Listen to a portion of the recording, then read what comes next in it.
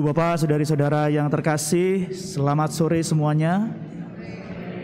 Ada pepatah mengatakan tak kenal maka tak sayang, betul ya?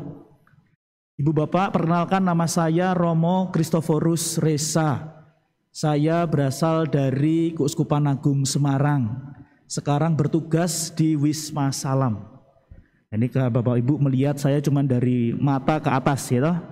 Sekarang saya izin buka masker ya, supaya suaranya lebih jelas dan wajahnya kelihatan. Kira-kira ini wajah buronan atau wajah Romo ini? Hah? Wajah Romo ya.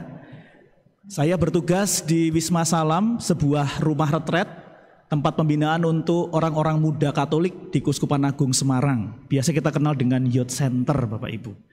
Nah, bicara tentang saya bisa misa di sini karena waktu itu Romo Gatot menghubungi saya, lalu kemudian diajak untuk bergabung di dalam perayaan Ekaristi mohon indulgensi bagi arwah. Dan ini hari yang keempat ya. Kemarin saya sudah ikut duduk di belakang sendiri di sana itu, ya kan? Sambil ngantuk-ngantuk itu, karena wujudnya banyak sekali yang dibacakan, ya. Tetapi dari situ saya melihat bahwa ada banyak kerinduan dari umat untuk mendoakan arwah. Nah, rasa-rasa saya hal ini, semangat ini cocok juga dengan semangat Santo Carolus Borromeus yang kita peringati pada hari ini. Kalau Bapak Ibu pernah ke rumah sakit Carolus di Bandung, itu diasuh atau dibina oleh suster-suster CB. Nah, hari ini mereka pesta ini, makan-makan karena ini hari pesta pelindungnya mereka, ya. Carolus Borromeus memiliki semangat yang sama dengan kita. Punya perhatian terhadap orang yang sudah tidak berdaya lagi. Dia seorang uskup di Milan, Italia. Menjadi uskup masih sangat muda, di usianya yang 24 tahun. Saya 24 tahun belum apa-apa ya, masih di seminari, badan masih kurus gitu kan. Sekarang juga masih kurus badannya. Dan kemudian uskup ini memiliki perhatian kepada pendidikan calon imam pada saat itu. Maka dia membangun seminari-seminari untuk pendidikan imam. Setelah dia melihat lagi keresahan yang ada di masyarakatnya, ternyata ada juga keresahan tentang wabah penyakit. Dulu ada penyakit pes yang disebabkan oleh tikus itu ya. Lalu kemudian dia merawat orang-orang yang sakit itu. Mendirikan rumah-rumah sakit, lalu kemudian merawat mereka yang sakit. Orang-orang yang sudah tidak berdaya, yang sudah tidak bisa lagi melakukan sesuatu, dibantu, diajak untuk kemudian tetap punya pengharapan. Nah, kalau dalam peringatan arwah ini, kita juga sedang membantu saudara-saudari kita yang sudah tak berdaya karena sudah tidak hidup lagi. Ya, kita yang masih hidup memiliki hati, perhatian kepada mereka dengan mendoakan arwah ini.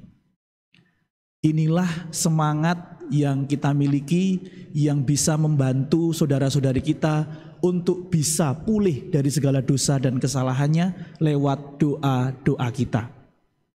Tadi dalam bacaan Injil sangat menarik ceritanya tentang uang ya, bendahara. Uang ini alat jual beli, betul ya?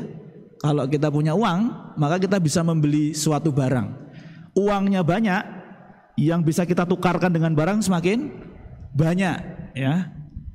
Saya pernah waktu itu diberi uang untuk kos. Saya dulu masih SMA, tidak di seminari SMA saya, tapi masih SMA di luar. Diberi uang saku oleh orang tua selama sebulan. Karena sebelumnya belum pernah pegang uang untuk 1 bulan, harian dulu waktu SMP, lalu SMA saya diminta kos. Uang yang ya lumayan banyak itu kemudian cepat saya belanjakan macam-macam. Sampai akhirnya di tengah-tengah bulan uang saya sudah habis. Mau minta saya malu, bekerja saya tidak dapat. Ya sama kayak tadi ya, mau mencangkul malu, bekerja dia juga nggak bisa. Bendahara tadi yang jahat ini, yang tidak jujur ini, sama seperti saya. Lalu apa yang saya lakukan? Beli mie instan 1 dus, lalu kemudian setiap hari dibagi 2 mie instan itu, setengah untuk pagi sampai siang, yang setengah lagi untuk makan malam ya. Itu cara bertahan hidup. Nah, saya tidak tahu ini adalah anak kos yang cerdik atau tidak ini ya. Tapi semoga jadi anak kos yang cerdik ini ya. supaya tidak minta-minta lagi kepada bapak saya dan ibu, lalu saya mensiasatinya dengan seperti itu. Nah, dalam hal menggunakan uang, bendahara ini pun berlaku sebenarnya tidak jujur. Karena apa? Karena orang yang berhutang harusnya tadi 100 tempayan diminta untuk hanya membayar 50. Yang harusnya tadi berhutang 100 pikul gandum hanya diminta untuk membayar 80. Lalu sisanya siapa yang bayar? Yang bayar bendaharanya. Karena sudah ketahuan tidak menggunakan uang dengan baik, dipecat. Lalu hasilnya itu sebagian dibagi untuk membantu membayar utang orang-orang tadi. Di mata orang-orang dia terlihat baik. Karena apa? Membantu. Tetapi di mata tuannya dia ini tidak jujur. Tetapi justru Yesus menggunakan ketidakjujuran ini sebagai sesuatu yang dikatakan oleh Yesus kecerdikan. Dia cerdik sehingga setelah dia keluar dipecat, tidak kemudian lalu tinggal tanpa rumah, tinggal tanpa pekerjaan, tanpa bantuan orang lain, tetapi justru dibantu oleh orang-orang yang juga sebenarnya dibantu oleh dia untuk melunasi hutangnya. Uang alat tukar barang, ya. Lalu kalau untuk pemulih dosa, apa alat tukarnya? Kan begitu. Dosa alat tukarnya doa. Doa, ya. Dengan doa kita juga memulihkan. Dengan doa kita juga menyembuhkan. Dengan doa kita juga memberi perhatian. Dengan doa kita juga sedang berlaku cerdik seperti bendahara ini. Memang kita sudah tidak bisa bertemu dengan saudara-saudari kita. Memang kita juga sudah tidak bisa omong-omong lagi dengan mereka. Tetapi dengan doa menyambungkan rasa yang ada di dunia ini dengan jiwa yang ada di surga.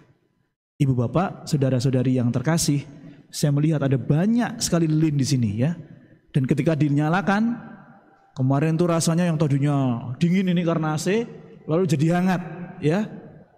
Kalau saya rasa itu bukan hanya karena hangatnya lilin ini, tetapi itu adalah simbol hangatnya perasaan kita juga yang mendoakan saudara-saudari kita. Simbol kehangatan kita juga untuk tetap menyapa mereka yang sudah tidak ada. Dan kalau mau direfleksikan lebih dalam, jangan-jangan itu juga simbol bagaimana mereka juga hadir bersama kita di sini. Sehingga kita pun menjadi hangat kembali. Ada kehangatan yang kita rasakan di dalam doa-doa kita kepada mereka. Maka ajakannya hari ini menjadi jelas bagi kita. Jangan lelah berdoa untuk arwah. Karena dengan doa kita membantu mereka untuk semakin pulih dari dosa, dari kesalahan mereka. Sehingga nantinya kita boleh saling membagikan kehangatan di antara kita. Amin Bapak Ibu. Kemuliaan kepada Bapa dan Putera dan Roh Kudus.